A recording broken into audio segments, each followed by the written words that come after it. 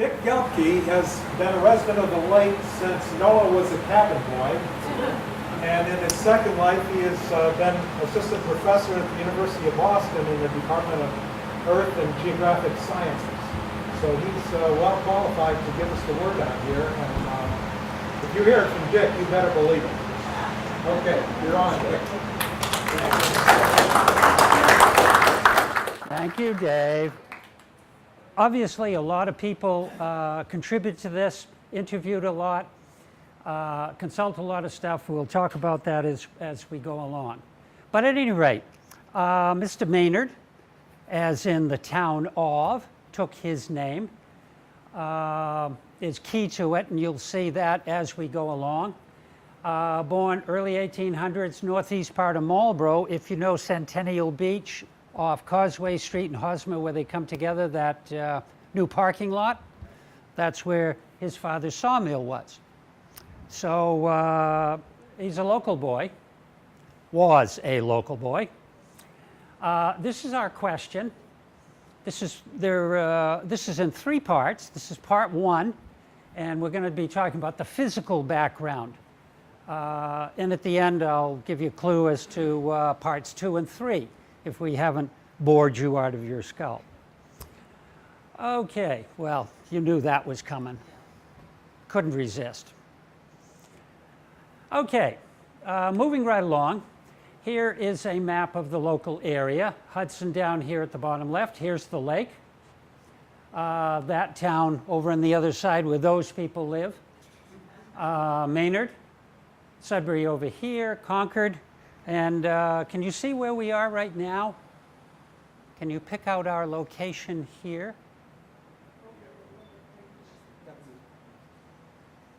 We're right there. Okay, they call Pine Lake down the street here. It's not Puffer Pond. But anyway, a couple of key rivers. The Assabet, which goes from southwest to northeast, passes, and Lake Boone empties into the Assabet. We'll say a little more about the river itself. But our sister river, another tributary, is the Sudbury to the east of us. Many people, if you go towards Boston, go down 27, you cross those wonderful marshes, and then you run into Route 20 and so forth. A very different river, as you'll see here. This jog in the boundary, right here, note that. It keeps cropping up and helps orient you on maps. Even the earliest maps show that. Somebody's going to ask me why. I haven't the slightest idea. Okay. Watersheds. I think probably most of you are familiar with watersheds. As precip comes down, it's kind of like a bathtub. There's an edge. Anything falling in is going to percolate down and run off into the Assabet flowing to the northeast. This is the Sudbury. We're located right here. This is the Assabet River, begins in Westboro, and interestingly, the big swamp up there, the Sudbury comes out one side, the Assabet out of the other side, which is geologically unusual. Here is the Sudbury. They join in Concord. If you're a canoeer or a kayaker, they join at what place? Egg Rock. Oh, I'm talking to the knowledgeable. Egg Rock, which then begins what river? Concord. The Concord, up here and flows north. Okay, if we look at the Assabet River from the side, as in a profile, here it is beginning way up here at a higher elevation in Westboro, as does the Sudbury. But the Sudbury is a very different river. But you'll notice the poor Assabet ceased becoming a river a long time ago. What it is a series of lakes impounded by dams and then waterfalls. At each of these places, we find a dam and a mill, usually. In fact, virtually always. We are here between the Gleasondale Dam, right off 62 that you go by. It's not very visible, but, and the Ben Smith Dam, which is in Maynard off 117 and 62. We'll get a picture of that in a moment. But here's the lake backed up by the Ben Smith Dam, and we are here. We're very different than the Sudbury River.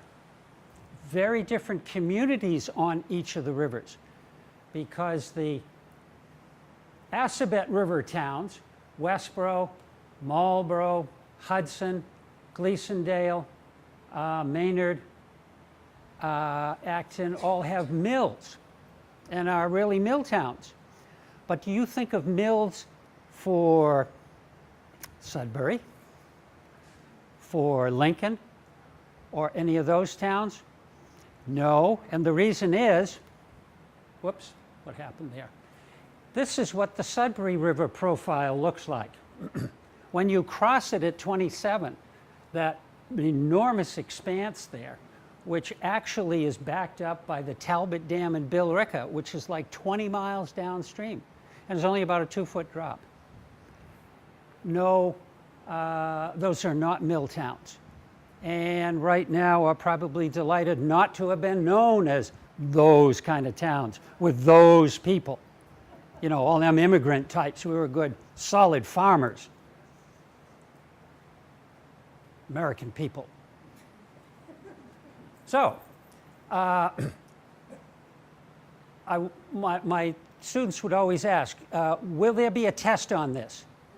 And my answer always was, of course there's going to. Why the hell do you think I'm standing here? But for you, you can breathe easy. Not tonight. Early activity, there was a landscape before the glaciers came. Interesting, and a very different landscape. We'll comment on it. Lots was happening. The glaciers came and went. And then we started to come, Europeans around 1500s. Not much evidence here of Indian activity, Native American activity. What we know about the geology of this area is in this book. If you're interested in geology, it's online. It's a great little, quite readable. In fact, this guy, Wallace Hanson, we'll talk about a little bit later. He lived at the lake for a while, actually on Lakeside, down the street from us while he was doing the work for this book. This was from the mid-50s, but still the definitive work. Here is a map from that book. Here's the lake, right here. And Sudbury, Maynard, Hudson, Stowe. The lake is here. And these two red lines indicate the rivers before the glacier came. From the north, going south, joining roughly here, and it's thought they went east to the Sudbury River, somewhere around Hurd's Pond, over there if you know that area. And how do we know this? Why do we think this? Well, if you strip away all of the debris that the glacier dumped, the sands and the gravels and so forth, and we do know the bedrock surface before the glacier from soundings. Why would we even care? Because that's where the water resources are. And the book that you just saw, Hanson's book on the geology, talks about all of this. So when towns need to find water, what do? Hire a consultant. What's the consultant do? He goes and looks at Hanson's book and says, oh, there's a buried valley here. Sands and gravels. Dig here. Pay us for that information. But at any rate, very different, because now, post-glacial, the river goes off to the northeast. Without getting too much in geology, it's probably one of the best. This is what's thought the northeast New England looked like when the glacier. Here's Massachusetts, here's the Cape, Long Island, Connecticut. Here is the glacier, all of this white, coming south, shedding enormous amounts of water and debris, which is what we're walking around on here, and we'll talk about in a moment. We're located right here. So this is a picture of Hudson probably 12,000 years ago. How do you know, you would ask? Well, it's obvious. It's obvious. Here's the tower over in Parmenter Road. Here's the town line. I mean, you know, geez. How thick was the ice? 1,000 feet thick. Very thick. Thick enough to depress the crust of the earth, which now, 10, 12,000 years later, is slowly rebounding. And in other places, like in the Baltic, it's a real problem because the Baltic Sea is very shallow, and it is rebounding from the retreat of the ice off it, and it's getting shallower. It's a problem for navigation. Okay. If this were a class and you had to take a test, it would be on this. But fear not. Here's our glacier. Here's the landscape. And what's happening is, this is at the end of the glacial period, this glacier is receding back. It's ice. It responds to temperature, warming temperatures. The glacier is retreating back. So what's happening is water, and particularly water laden with debris, rocks, stones, very fine material, sands, gravels, everything that was in it is being dumped on the land as this is retreating back. And how do we know about these glacial features that are left behind? Well, it's pretty easy because you can go today to where glaciers sort of were recently, and you see these exact same things. And there are a couple that appear. So here's our receding glacier, meltwater debris spilling off, just huge amounts of it. And we get something here called an outwash plain, which is just like it sounds, a flat plain with the outwash of this material. Plays a big role in pretty much where we're standing. Other features, kettles, depressions that are filled with water. You'll see in a minute how they're formed, pretty simple. We have something called drumlins. These are hills deposited by the glaciers. These are very unusual features. As much as they've been studied, geologists, glacial geologists, a little vague on exactly how. Some are rock cored, some are not. Anybody been on the islands in Boston Harbor? Those are all drumlins. If you drive the New York Thruway up around Rochester, you see a lot of hills. Those are all drumlins. They're interesting because they come in fields. They aren't just haphazardly sprinkled around the landscape. And there are a ton of drumlins around here, as you'll see. They are hills. You can't quite see it from this, but they're like an inverted spoon. And an inverted spoon is not perfectly round. It's kind of deep on the handle end and then tapers off. These are the same shape. This wiggly worm here is called an esker, a term some of you are familiar with, and there are eskers on the lake. They are channel fillings. As this glacier is melting back, a lot of the ice is melting. There are tunnels under the ice, usually filled with water. In fact, always filled with water. And as the glaciers retreated back, these channel fillings are the former course of a stream under the glacier. What else have we got?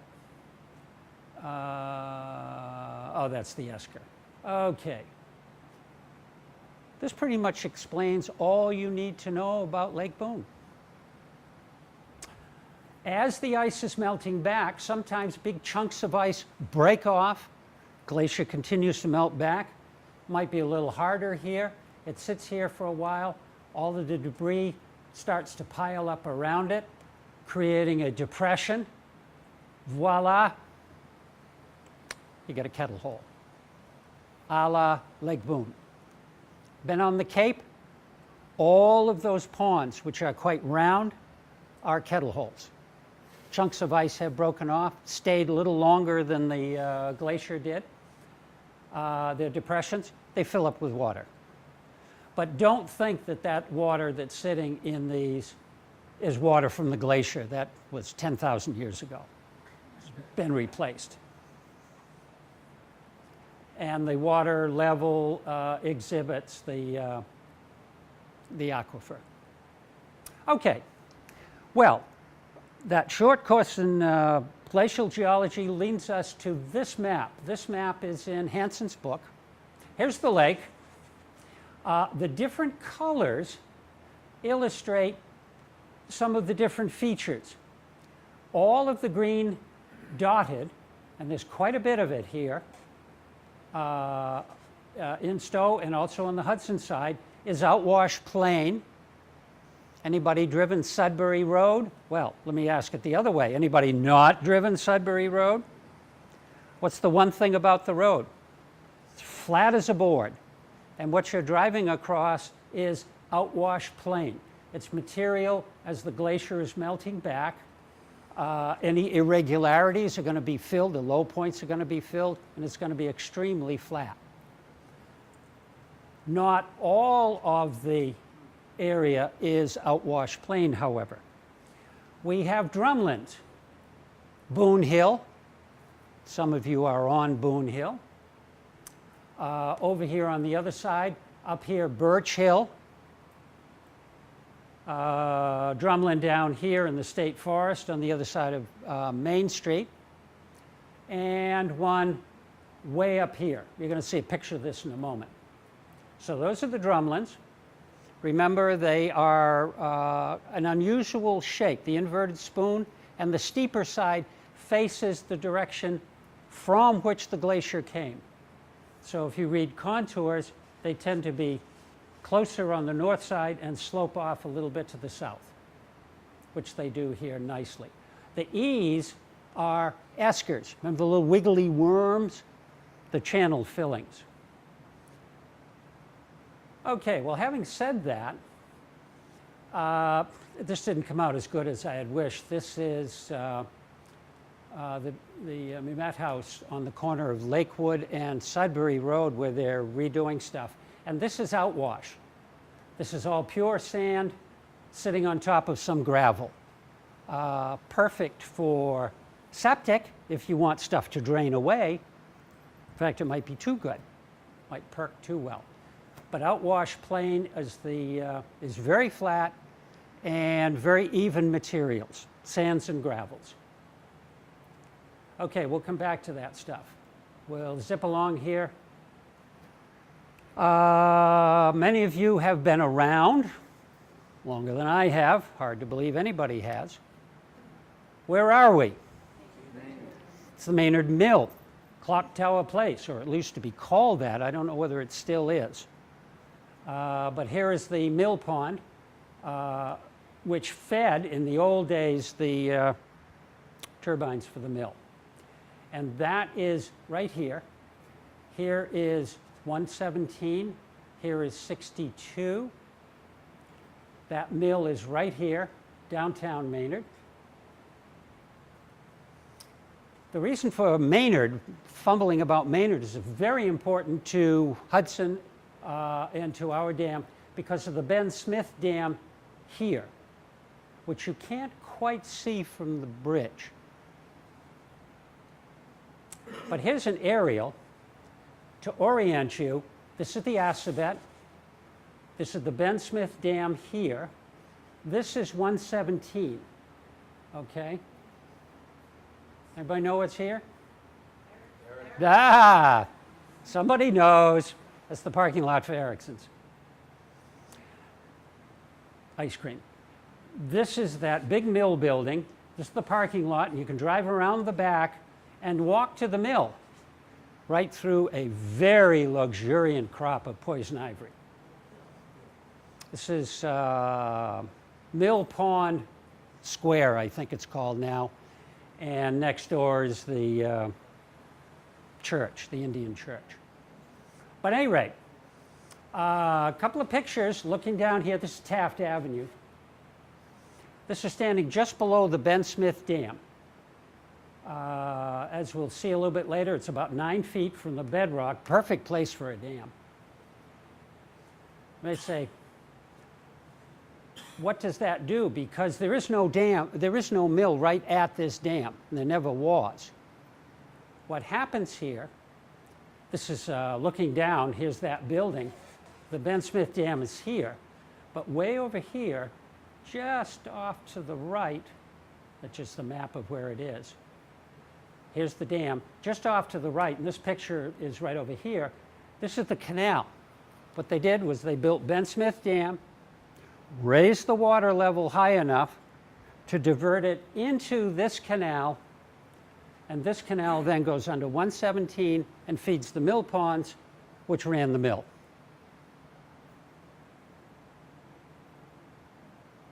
You might still say, well, what's that got to do with Lake Boone? It'll become apparent. Ah, do we know where this is?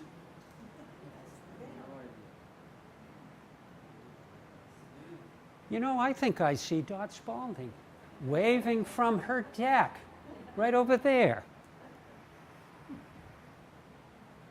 Yep, this is our dam, Barton Road.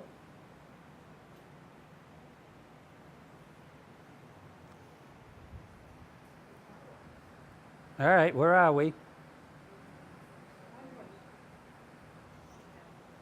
First Basin. Nope. Nope, nope. Standing at what used to be Hanson's Beach for old timers, or currently Mike Parashow's dock, probably. Looking down this cove, here's the tower. Remember, you saw the very top of that before. Okay, this is the First Basin, and the dam is around to the right. That's where that is. Stowe Beach. And we believe one of the very first buildings on the lake was at this beach, before it was the beach, long time ago. You might be forgiven for not recognizing this. I took this in the mid-70s.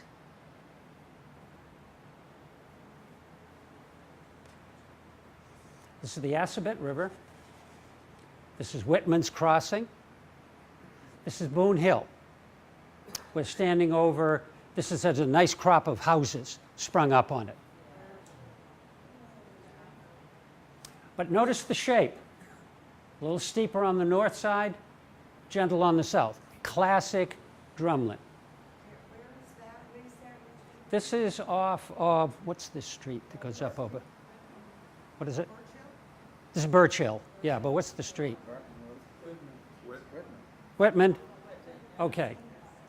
Yeah, and there's several streets up on the top developed.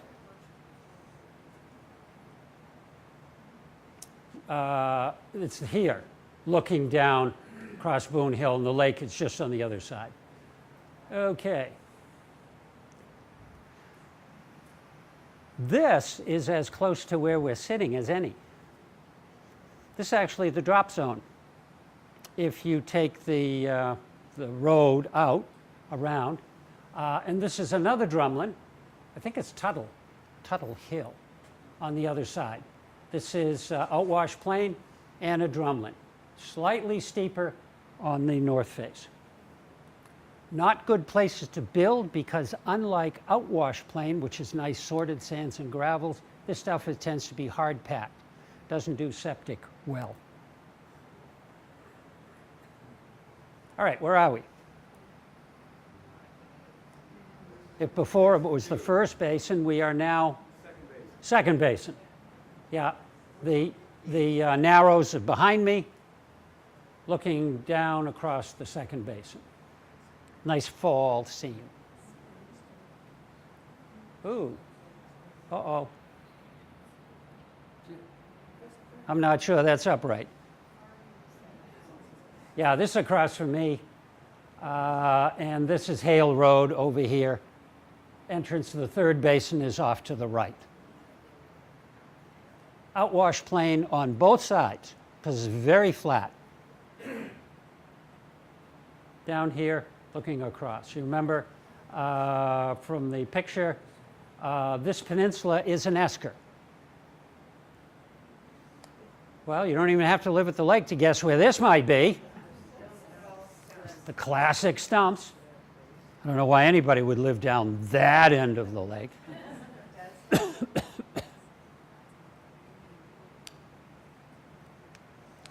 You can be forgiven if you don't recognize this. We're in the river facing Bailey's Brook, which we haven't mentioned yet, but Bailey's Brook, if you go right around here, which we will, there's the dam. We're below the dam. We're in the outlet of the lake. It is still navigable. You can beach your way through the buttonbush. It's fairly shallow, and the dam is right behind these trees.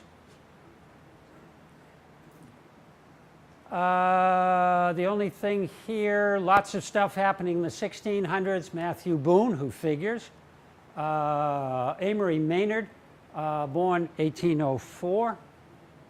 You don't believe it? You can go read the monument, which is right at the top of Boone Hill. In fact, George Barton put this up in the late 1800s. This is the marker right off the side of the road, and you can go down through the, again, nice crop of poison ivy, and you come to this. Matthew Boone, we'll talk a lot more about him next time. Sorry, this is kind of busy, but the important point is, this is 1830, 1870, so much is happening right here, affecting the lake. The mills begin, Maynard buys land, CWB, we'll talk about in a moment, comes aboard. Oh yeah, this guy creeps over from, comes from, what's that place? Yes, Concord.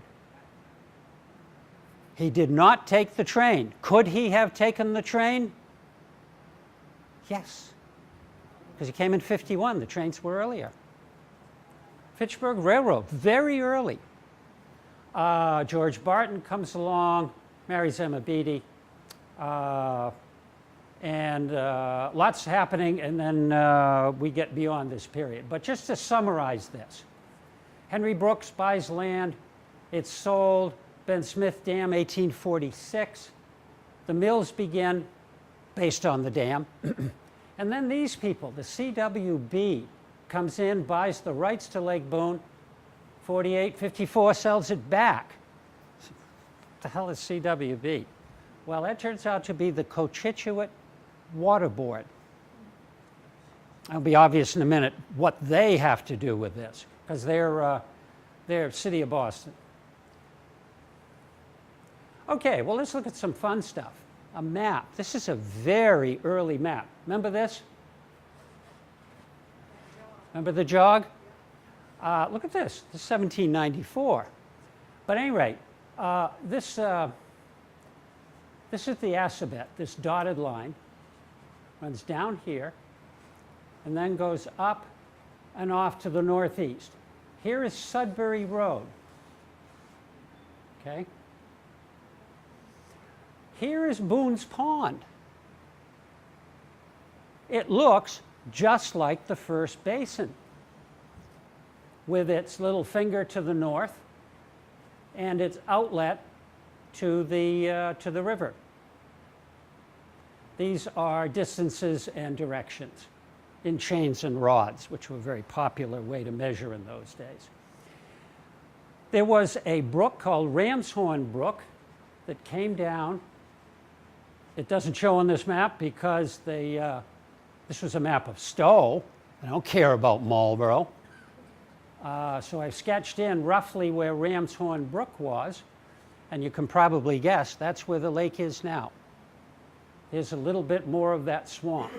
And there's a road here, all of which we talk about next time. Here's a little later plan, 1830, that was 1790, so we're 40 odd years later. Here's the lake. And it looks remarkably like what the first basin looks like now. If we blow it up, you get even a better view. Here's the river, makes its big bend.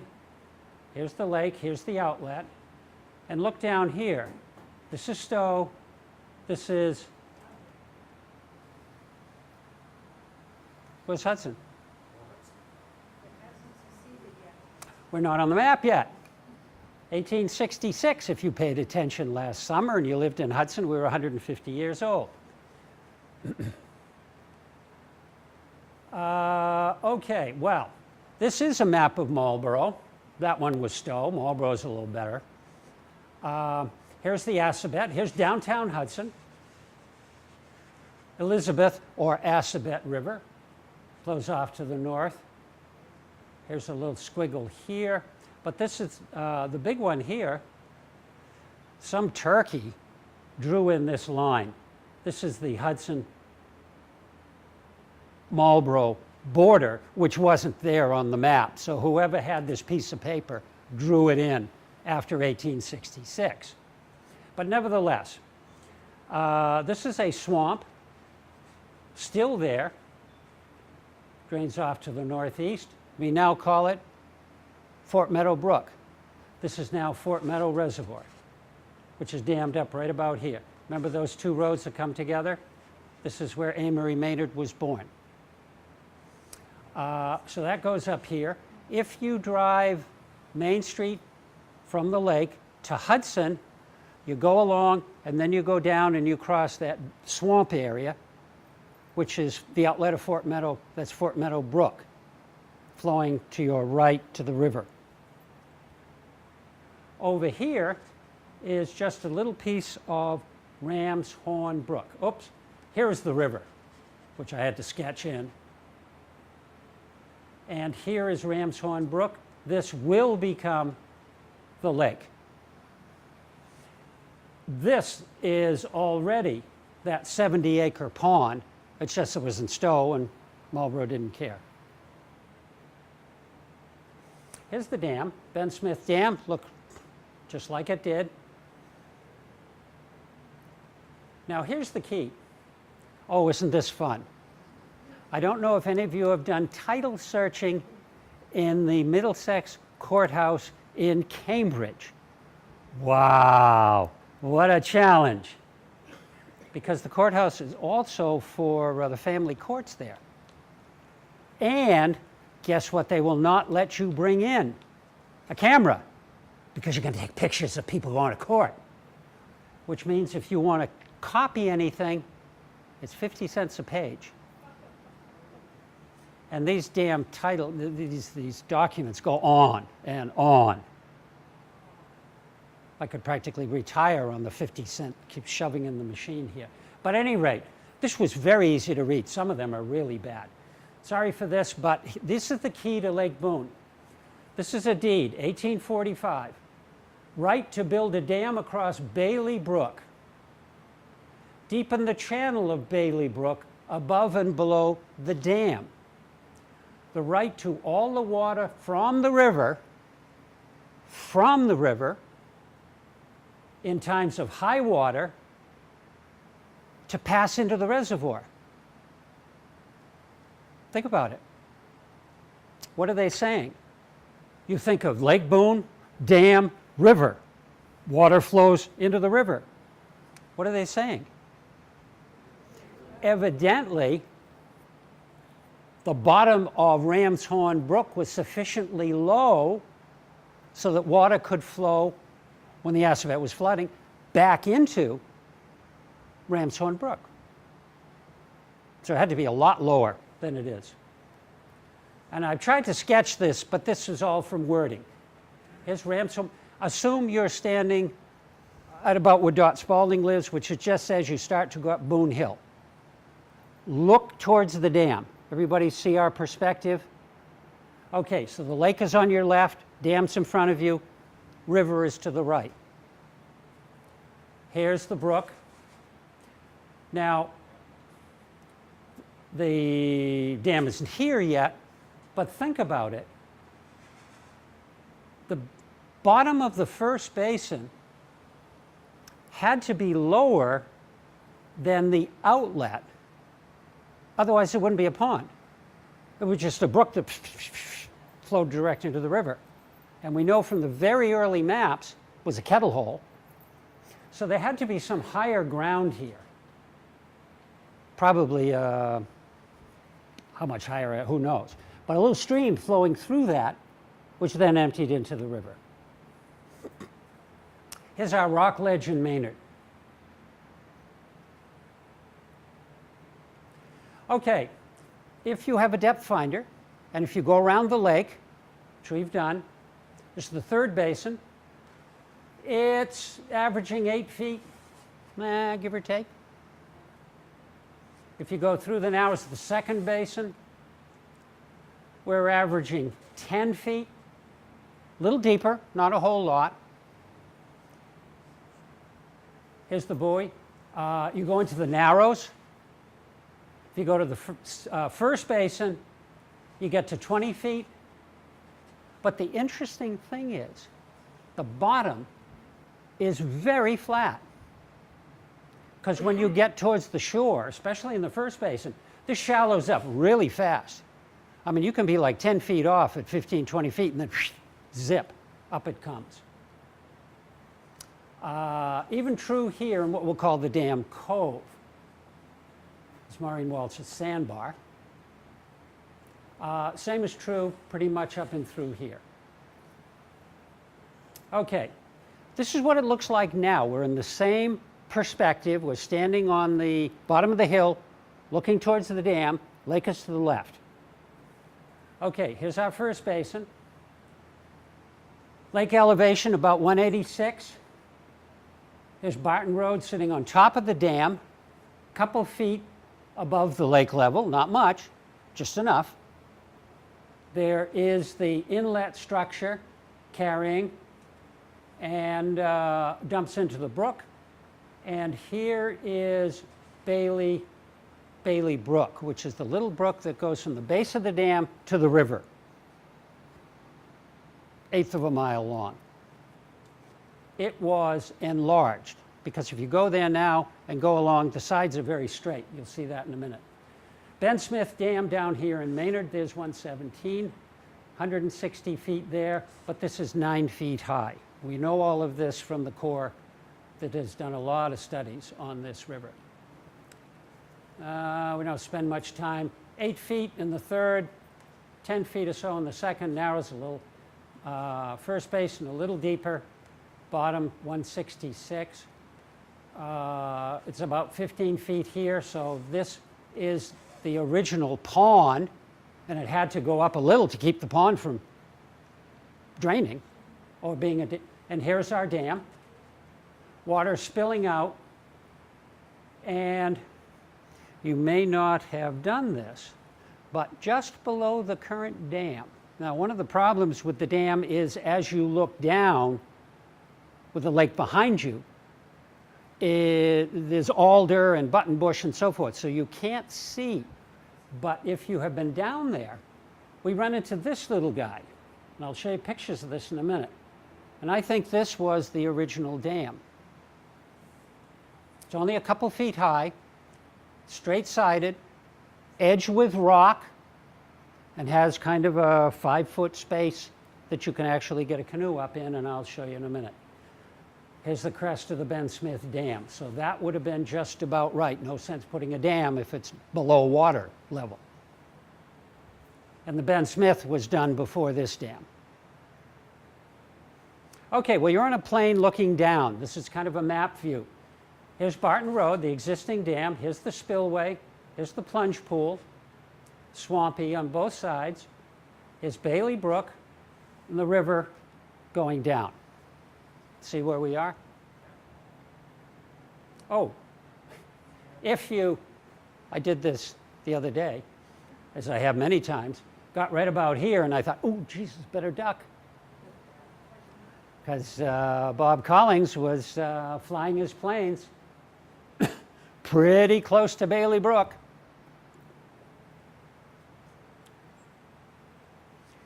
And right here, probably 50 feet from the toe of the dam on the downstream side, you come to this feature here. Okay, here's the dam from below. lots of alder, probably about 15 feet high. This is what I think was the original structure. It's flat stones, which are very uncharacteristic of stones that you find around here. And they pretty much face this. Now, there's a lot of growth and so forth, and this would be 150 years ago, so there's been, but it's very distinct, it's very even. Here's some more of these stones. This is the width of it. I know it's hard to tell. We're looking sort of across it, stones all the way along. This is the width of it. There's the paddle. It's probably 6 or 8 feet wide, flat topped. Okay, must have been.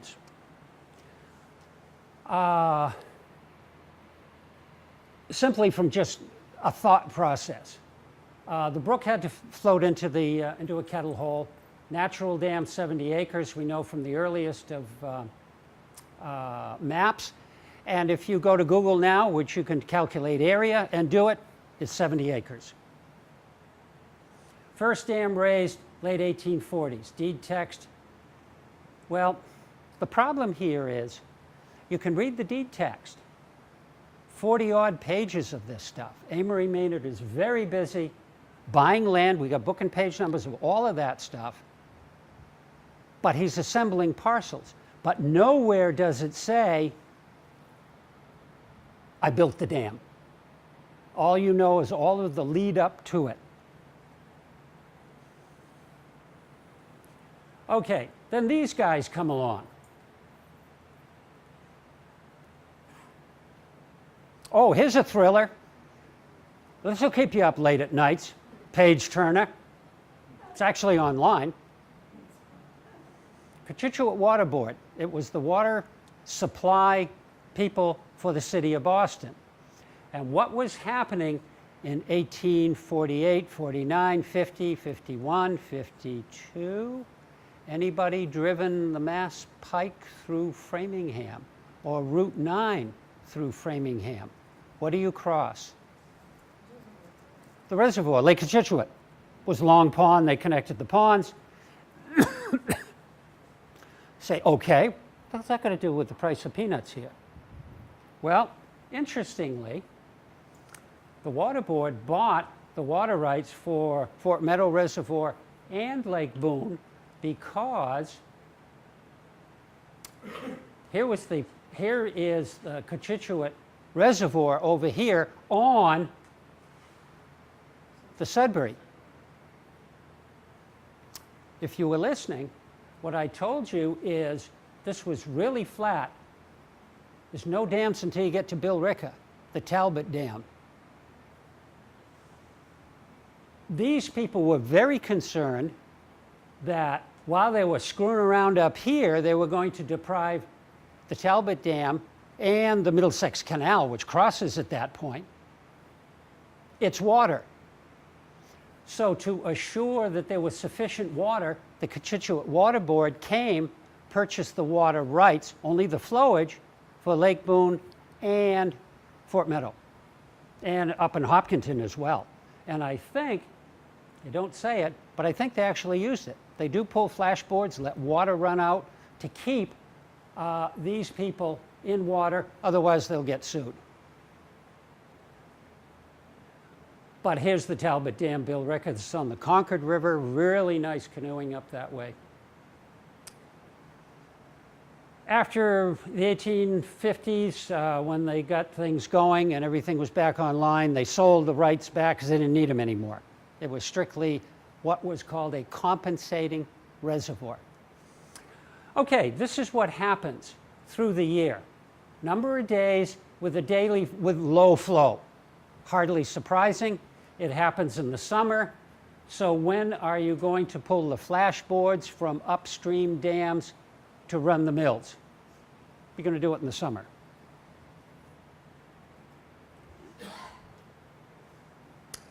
So these were the two primary reasons. The main reason was a low flow augmentation, which is just what it says. Maynard wanted to run his mill all year, so he built the dam here so that he could pull the boards. You know, he could text his guy up in Dot Spalding's house to say, yank the board, send the water down because I need it. And that's what many of these ponds were, was a compensating reservoir that came and went as an unintended consequence of this mill pond. This is what happened all over New England. Communities started to grow up, and that's what we're talking about the next time. The dam itself, they're pretty straightforward. There's a core here of hopefully impervious material. We're trying to figure that out.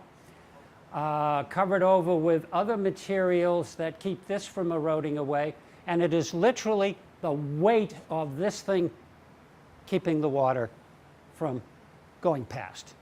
I mean, they're pretty simple in theory, kind of difficult in. So recently, what's happening? 60s, Maynard was smart. Deeds the dam to the town of Stowe. Whew, they're out from under. They get rid of the liability in case there's something that happens. They did some repairs.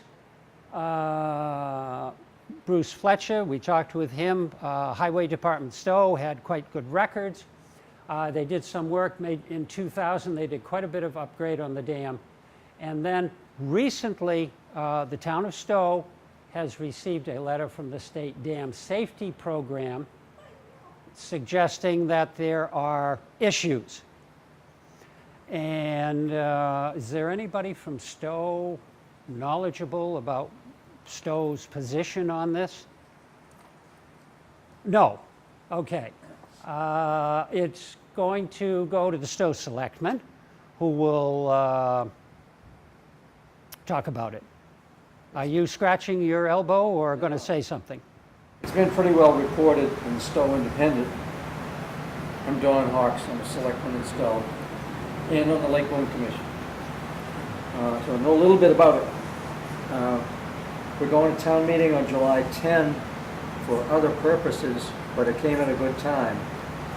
The town is seeking $35,000 in initial engineering studies to comply with, to find out the scope of the problem. The state doesn't do the extreme testing. They just say, we think there's a problem here. You guys got to hire somebody to tell us what the scope of the problem is, and then tell us how you're going to fix it. Because if you don't, they reserve the right to drain the place. Because if the dam gave way, it would drown out half of Maynard. So it's a public safety issue. That's why it's the dam safety program. So if anybody has read the letter, it sounds pretty intimidating.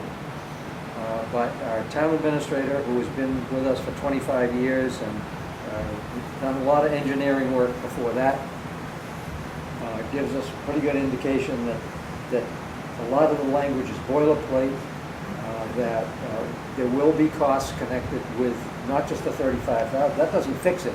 That just tells us what we need to do to fix it. So by October, we have to have identified the scope of the problem, and then probably by our town meeting in Stowe next May, we will then be faced with raising the money to do the actual work. I think a lot of it will probably be connected to the outfall pipe. When you drive over Barton Road now, if you stop right toward one end, you can see kind of a depression in the road. It's settling there. That's right on top of where the outflow is. There's seepage down below, but that's been there for years. We've always, when Rich and I were kids, we used to look down there and be able to see all the wet area down below. It used to be full of skunk cabbage and stuff that grows in that kind of environment. But the problem, the basic thing is, it's under control. Don't panic about it. Nobody's going to wake up on July 4th and find a mud flat in front of your house. Okay, some of you are familiar with that acronym. Frequently unasked questions. Okay, how much water is there in Lake Boone? Okay, if you do the arithmetic, if you take the area, multiply it by the depths, the average, blah, blah, blah, blah, all this, blah, blah, blah, blah, you come out with about 500,000 gallons, which is one of the smaller supertankers, the so-called Panamax, which on the scheme of tankers is the smallest one. They go up much bigger than that. So there's quite a bit of water. And the fear is, as Don mentioned, if something goes, and that's of course if there's a catastrophic failure, which is very unusual. But anyway, Boone or Boone? With an E, without an E? No E. Take your pick. I like the E. There is no official. There is nobody in charge. It's not the towns. It's not the state. It's not USGS, Geographic Names System, or any of that kind of stuff. Wait a minute. Oh, shut up. You had your say.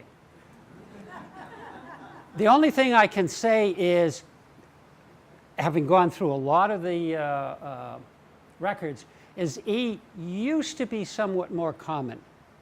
Has sort of crept into more common usage now, but that's strictly an observation. Why is Lake Boone a great pond? Very simple, it's over 10 acres. By definition, it is a great pond, which means who owns the lake? Commonwealth. The state. Who was Bailey, as in Bailey's Brook? I have absolutely not the slightest clue. I've not seen anything other than Bailey's Brook name on the map. There's in none of the deeds or in any other references does Bailey appear. Are there more talks on the lake? Well, unfortunately. July 27th, murder, merriment, Monaghan's. That was kind of neat. 1850 to 1950. Happens over where some of those people lived there. A lot of it around Worcester Ave, Monaghan's, you know, that rowdy part of the, what are you nodding your head so furiously for? What? I never went there. Yeah. Nobody ever went there. But they all remember it.